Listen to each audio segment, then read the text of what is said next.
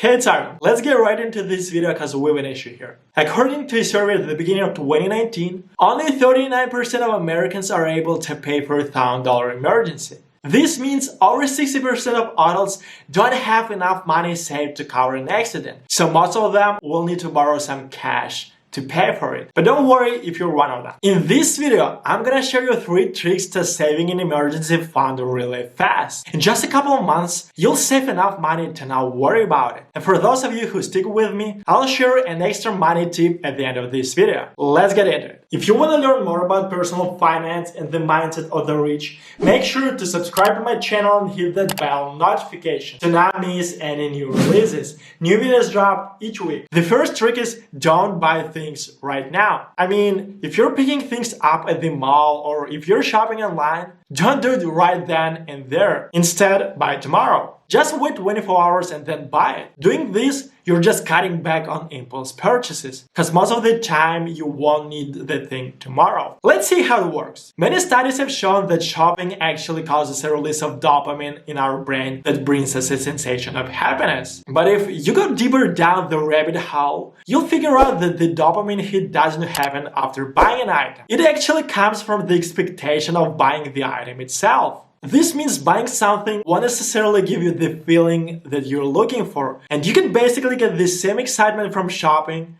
if you just don't buy anything in the end. So the idea is, instead of buying stuff right then and there, just wait 24 hours. If you still need the thing tomorrow, you can buy it without a doubt. But if you don't, this trick happens to save you a lot of money without even a feeling like you're cutting back. And every time you avoid buying unnecessary stuff using this trick, just transfer that money saved into an emergency account. Here we go, you're one step closer to your goal. The second trick would be asking yourself a question. If someone offered me the money equivalent for this item right now, would I rather have the cash? In this shopping rush, we're too obsessed with buying stuff that we often forget to think about how much the item actually costs. But hold on a second, take a deep breath and ask yourself, if I had a choice to buy this item right now or get paid the same amount of money, which one would I choose? And if you decide not to buy it, it's gonna be almost the same as if you get paid to save that money. Yeah, I know that it looks kind of like a game to trick your brain, but if you apply this way of thinking to your regular shopping, eventually it won't look like a trick, but as a way to save money. And if you still think it's not gonna work, just take a look around you. Find things that you have but don't use and calculate how much money you could have saved if you had chosen money over buying those things. It especially becomes even more evident when you divide the item's price by how many times you've used it. This way, the $100 pair of sneakers you wore twice cost you $50 every time you wore it. I'm pretty sure there are many things that cost you a lot of money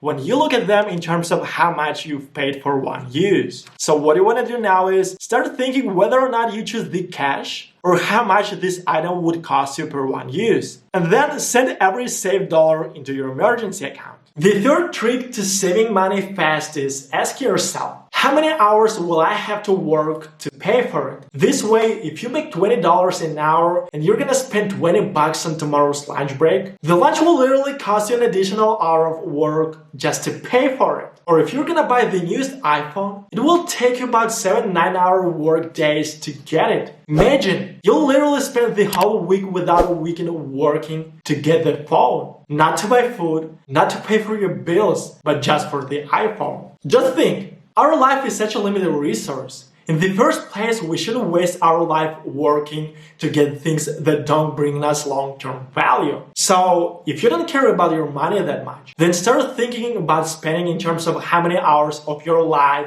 you're gonna waste on it. And now, when you consider buying something, think about how much you're gonna work for it versus the value it will bring to you and how many times you're gonna use it. And if you realize that this thing isn't worth your time, don't buy it and transfer the saved money into your emergency account. And here's a small life hack. If you work 9 to 5 and you want to calculate how much you make an hour, just take your income per year, divide it by 2, remove 3 zeros at the end, and you got your approximate hourly rate. Remember, if you don't have enough money saved to cover an emergency situation, it means you're in danger. It means you need to save an emergency fund as soon as you can. So you better use all these 3 saving tricks all together to achieve the fastest result. And here's my extra tip that I promised you at the beginning. It's really important important point to understand if you want to increase your savings. If you've already done all of the above and you're still not saving enough money or not saving at all, the harsh truth is that you need to make more money, and there is no other way around it. When it comes to saving, there is only a certain point that you can reach. Using all those saving tricks, you can cut back only until you're a minimalist who has only a few t-shirts, a person living in a van, or picking pennies up off the ground. Eventually, everybody comes to a point when it's not possible to save any more money for him. And this is exactly the point where you should start shifting your efforts from saving more money to learning how to increase your income. This could be taking more responsibilities at your main job, learning a new skill, picking up a side job, or looking into switching careers. The point is, increasing your income is a necessary last step when we're talking about saving more money. And just like you can get to the point where you can save more money anymore, you can get to the point where you can possibly work any more hours per day. And that's why when you're thinking about switching careers or picking up a side job,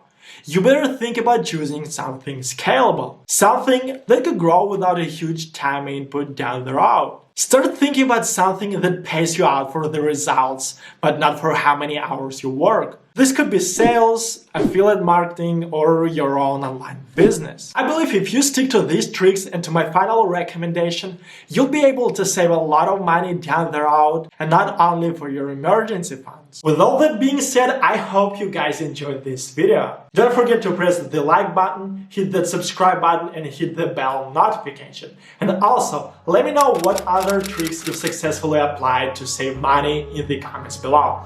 Thanks for watching, and I'll see you in the next video. Bye!